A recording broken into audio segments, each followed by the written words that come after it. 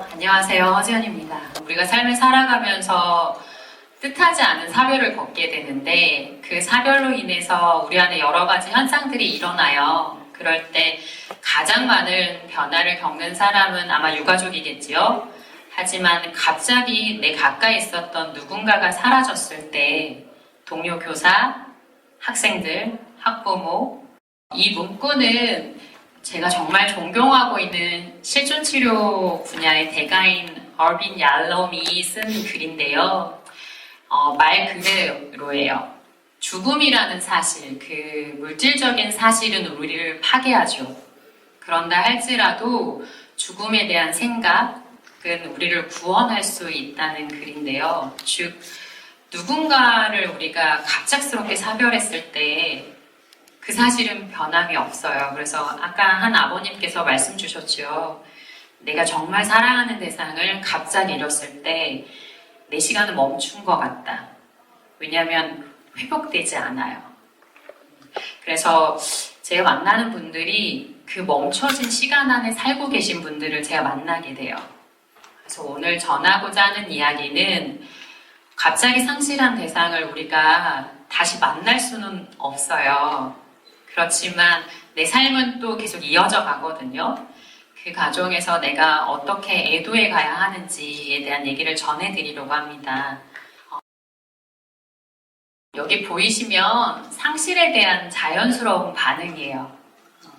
제가 이태원 참사 사건 때도 이제 사후 개입을 했었고 학교에 자살 사건이 실제로 일어났을 때도 현장에 가서 위기 스크리닝을 하고 사후 개입을 할 때도 학생과 선생님들한테 꼭 말씀드리는 사안들이에요.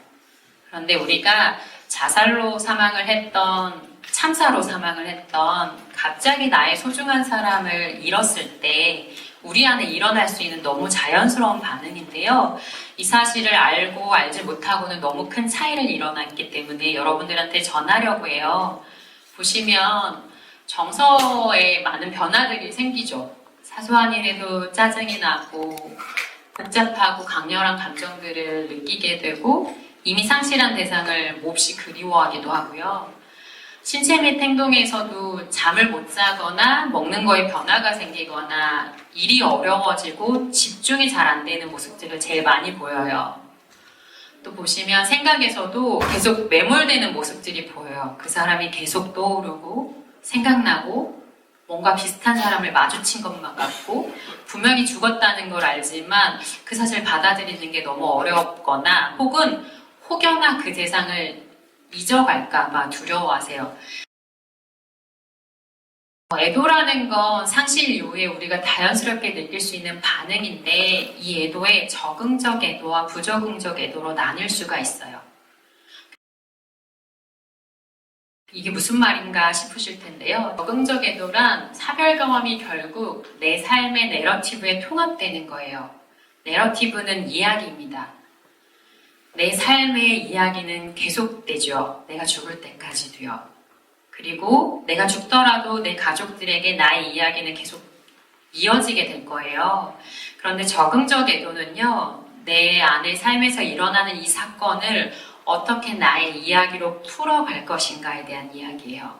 근데 그게 이야기로 잘 담아진다면, 통합된다면, 그건 적응적인 애도예요. 부적응적 애도라는 건 결국 저희가 이제 2023년도에 정신건강 진단 편람이 있어요. 이제 저희 전문가들이 보는 책인데요. DSM-5-TR에서 예전에는 복합 애도라고 했던 명칭이 지속적 비탄 장애로 바뀌었는데 이 얘기는 무엇이냐면 아까 제가 말씀드렸던 자연스러운 애도 반응 있죠. 그 반응이 사별한 지 1년이 지났는데도 계속될 때, 아동이나 청소년은 6개월이 지났는데도 계속될 때, 그렇다면 그때는 한번 전문가를 만나서 확인을 해보시는 게 필요해요.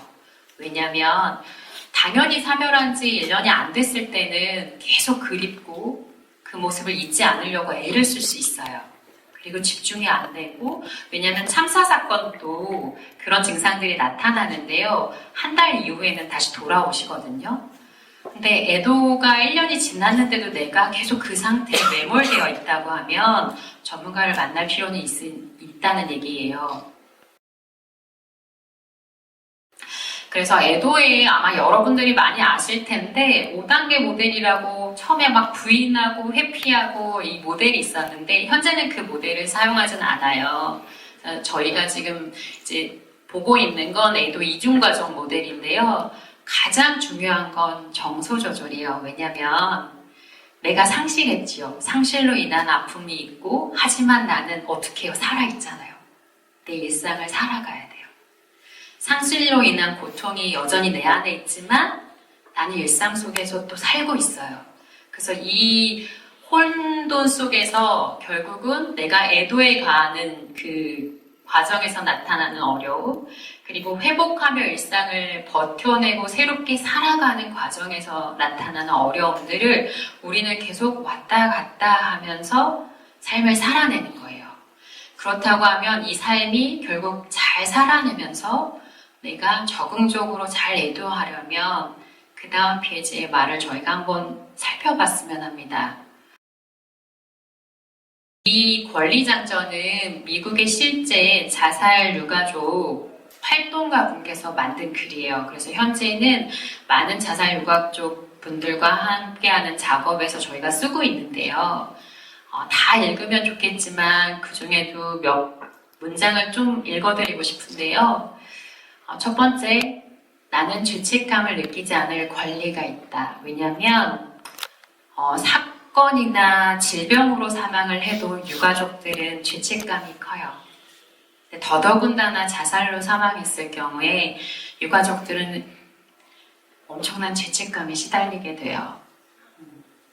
그래서 이 부분에 대해서 저희가 첫 번째 말씀드리는 거예요. 나는 죄책감을 느끼지 않을 권리가 있다. 두 번째, 나는 자살로 인한 죽음에 대하여 책임감을 느끼지 않을 권리가 있다. 나는 내 느낌과 감정을 남이 받아들이기 힘들어 할지라도 다른 사람들의 권리를 침해하지만 않는다면 이를 표현할 권리가 있다. 네, 그리고 또 8번째로 넘어가 그럴게요. 나는 자살로 떠난 사람에 대하여 그가 죽기 직전 또는 죽을 당시의 상황과 관계없이 좋은 감정을 가질 권리가 있다. 나는 나의 독자적인 인격을 유지하고 자살로 인해 판단되지 않을 권리가 있다. 나는 내 감정을 그대로 살펴보고 수용하는 단계로 갈 수 있도록 나를 도와줄 상담자와 지원 그룹을 찾을 권리가 있다. 나는 새로운 시작을 할 권리가 있다. 나는 살 권리 있다. 한국상담심리학회와 또 다른 기관에서 우리나라의 자살 유가족은 얼마나 있는가 살펴본 통계가 또 있었어요. 그리고 그 대상자분들에게 조사를 해보니 전문가를 거의 만나지 않는다는 답변이 있었어요. 왜냐하면 제가 유가족 상담을 해보면 사는 거에 대한 죄책감을 갖고 계세요. 내가 살아도 되나? 내가 기뻐해도 되나? 그러니까 많은 분들이 그 얘기를 하세요. 나의 이 감정을 누군가 들어줬으면 좋겠는데, 같이 나눠줬으면 좋겠는데, 너무 무거운 짐을 주는 게 아닐까. 그 마음 때문에 또 망설이고 아무 얘기도 못하세요. 그래서 이 글을 꼭 좀 같이 공유하고 싶은 마음이 있었고요. 그래서 내가 살아가는 동안 내 삶에 나의 이야기들을 찾아가는 작업을 이제 저희는 하고 싶은데요. 이 개념은 제가 되게 좋아하는 학자가 이제 연구를 계속 하고 있는데요. 9.11 테러 아시죠? 미국에 엄청난 사건이 있었죠. 그때 너무 많은 사람들이 사망했어요. 근데 참 신기한 일이 일어나는 거예요. 이 대재앙 같은 사건 이후에 정말 많은 사람들 중에 어떤 사람들은 삶을 회복해 가지만 어떤 사람들은 그 재앙으로 인해서 삶이 더 피폐해져 가는 그룹들이 나눠졌어요. 그래서 학자들이 연구하기 시작했어요. 무슨 차이일까?